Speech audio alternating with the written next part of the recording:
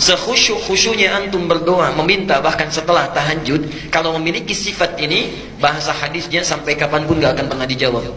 Orang seperti ini, perhatikan kalimatnya, yustajab itu bukan fi'il madhi tapi fi'il mudhari. Mudhari itu bentuknya past tense continuous future. Jadi orang ini kapanpun meminta, sesulit apapun, menangis darah apapun, gak akan pernah dijawab oleh Allah Subhanahu wa ta'ala.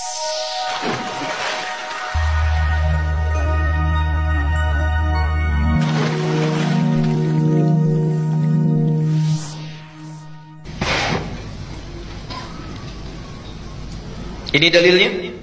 Jadi bisa kita temukan di berbagai tempat. Al-Baqarah 186 di Qur'annya, surat Ghafir ayat 60, hadis At-Tirmidzi nomor hadis 3556. Ini hebat sekali. Bahkan di hadisnya disebutkan Allah itu sangat maha pemalu. Ada orang yang mengangkat tangannya kemudian bermohon, tidak mungkin dia dibiarkan pulang dengan tangan kosong. Artinya setiap berdoa pasti diberikan, ya. Ada lagi hadis yang mengatakan di Muslim nomor hadis 4916, ya, Allah pasti akan mengabulkan setiap doa sepanjang yang berdoa itu tidak terburu-buru. Ditanya, siapa yang terburu-buru itu wahai Rasulullah? Dialah orang yang saat meminta, saat belum dikabulkan, dia sudah menyimpulkan doa saya mungkin tidak dikabulkan oleh Allah. Okay. Nah, jadi semua hadis ini, semua ayat ini memberikan gambaran prinsip doa kalau diminta pasti dikabulkan, dijawab. Pertanyaannya, kenapa Ustadz saya selalu berdoa tapi rasa-rasanya nggak terkabul? Kenapa saya selalu meminta tapi kok ditundanya begitu lama? Mintanya sudah bertahun-tahun tertentu, memohonnya sudah lama tapi sampai sekarang belum terkabulkan juga. Barangkali, mohon maaf, kita akan termasuk dalam golongan yang mungkin bukan sekedar ditunda dengan panjang, tapi boleh jadi termasuk yang ditolak doanya. Karena prinsip doa itu seharusnya terkabul, tapi ada orang-orang tertentu yang tatkala meminta, Allah tidak akan mengabulkannya sepanjang hidupnya kalau dalam masih keadaan seperti itu. Siapa mereka? Bagaimana supaya kita menghindarinya? Dan hebatnya, mohon maaf, sekhusyuk-khusyuknya antum berdoa, meminta bahkan setelah tahajud, kalau memiliki sifat ini, bahasa hadisnya sampai kapanpun gak akan pernah dijawab. Jadi nanti kita akan evaluasi kalau ada di antara kita saat ini yang sering kali berdoa meminta padahal sudah menangis, bangun sholat tiap malam, boleh jadi belum terkabul atau tidak terkabul karena punya sifat-sifat yang mungkin kita akan tampilkan. Baik. Ini bagian yang pertama. Sudah? Catat dulu dalilnya karena saya tidak cantumkan di sini. Ya, saya tidak cantumkan. Satu. Dicatat dulu dalilnya supaya tidak lupa. Mau yang panjang, yang pendek? Yang pendek, yang ada terjemahan yang Arabnya aja. Terjemahan, baik. Al-Arba'in An-Nawawiyah. Al-Arba'in, ya, cuma 42 hadis dan pendek, banyak terjemahannya. Al-Arba'in An-Nawawiyah nomor ke-10. Hadisnya nomor 10. Itu diambil dari hadis Muslim nomor hadis 1051. Jadi Imam An-Nawawi mengambil hadis di hadis Muslim nomor hadis 1051, ditempatkan di kitabnya Al-Arba'in posisi nomor 10. Sudah? Baik. Yang kedua, masih tadi Al-Baqarah 186. Quran surah 2 Al-Baqarah 186. Kemudian Al-Isra surah 17. Al-Isra surah 17 ayat 110. Ayat 110. Kemudian Adz-Dzariyat, ini contohnya, surah 51 ayat 55 sampai dengan 60 terakhirnya.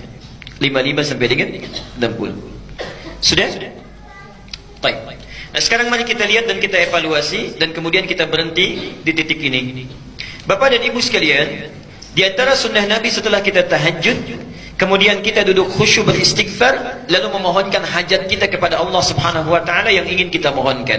Nah, penting diketahui, sebelum kita memohon kepada Allah, ada sunnah Nabi yang lain terkait dengan adab-adab berdoa. Bagaimana supaya berdoa itu mudah sampai kepada Allah, cepat diterimanya, dan langsung dikabulkannya. Baik.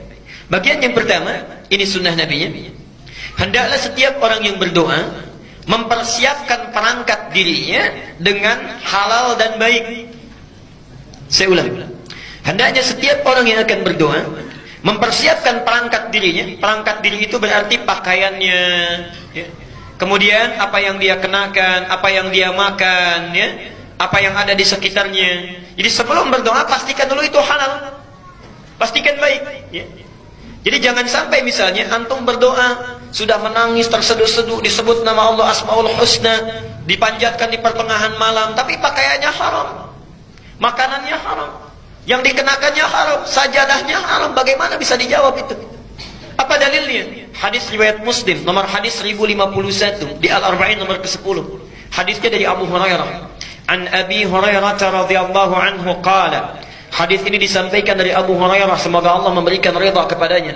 Qala Rasulullah sallallahu alaihi wasallam, Rasulullah sallallahu alaihi wasallam pernah bersabda, "Innallaha thayyibun la yaqbalu illa thayyiban." Sungguh Allah itu maha baik, sifatnya baik, keadaannya baik. Karena Allah itu sifatnya baik, maka tidak akan pernah menerima apapun kecuali dari yang baik-baik. Jadi ingat, doa itu sangat suci, akan berlabuh di tempat yang suci. Allah yang maha suci tidak akan menerima doa itu yang berasal dari yang tidak suci. Jadi sebelum antum berdoa, sucikan dulu diri kita. Sucikan perangkat kita, apa yang kita kenakan, apa yang kita gunakan. Kemudian Nabi menyampaikan, wa innallaha amaral mu'minina bima amara bihil mursalin. Dan Allah memerintahkan kepada orang-orang yang beriman dalam hal berdoa seperti perintahnya kepada para rasul yang diutus. Kenapa doa disandingkan dengan iman? Ingin menunjukkan pesan bahwa satu, hanya orang yang punya keimanan yang kuat yang mau khusyuk berdoa kepada Allah. Artinya kalau antum dalam hidup tidak pernah berdoa, ada sesuatu yang salah dalam imannya. Dan yang terakhir, perhatikan, setelah membacakan dua ayat Quran, ada yang menarik. Thumma dzakara rajula. Kemudian mengisahkan tentang kisah seorang laki-laki. Yutilus safar. Dia menempuh perjalanan yang panjang. Di antara syarat diijabah doa dengan cepat orang yang dalam keadaan safar. Karena itu saya sangat mohon sebesar-besarnya, kalau ada orang yang sedang safar, awas beda ya antara safar dengan dhahab, itu lain. Kalau dhahab itu perjalanan kurang lebih di bawah 82 km, itu dhahab. Jadi kalau Bapak Ibu menempuh perjalanan di bawah 82 km, 0 sampai 82, itu dhahab namanya. Dhahaba yadhabu.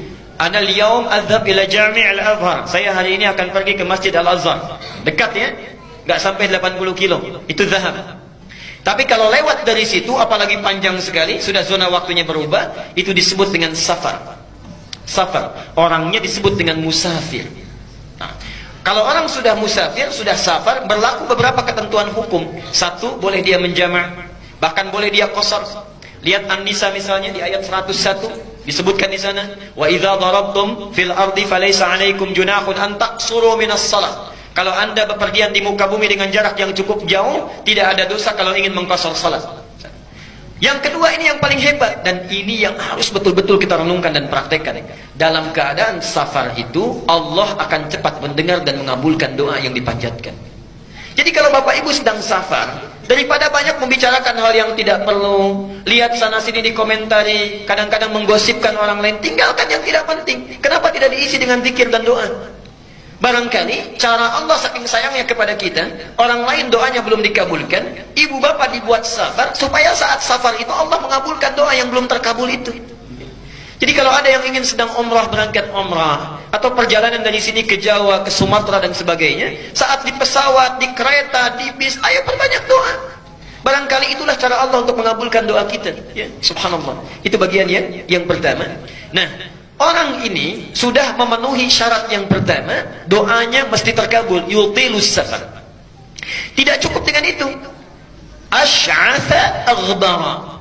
Dan subhanallah, saking capeknya, sampai pakaiannya sudah kumal, wajahnya sudah berantakan penuh dengan debu. Jadi orang ini datang jauh-jauh untuk berdoa mendekat kepada Allah. Satu perjalanan yang dikabulkan, safarnya, doanya cepat dikabulkan oleh Allah, adalah perjalanan yang diniatkan karena Allah subhanahu wa ta'ala. Tapi ada satu perjalanan hebat yang bukan safar, ya, walaupun dekat, tapi kalau kita berdoa, saat itu dikabulkan doanya oleh Allah subhanahu wa ta'ala. Itulah perjalanan orang yang menuntut ilmu.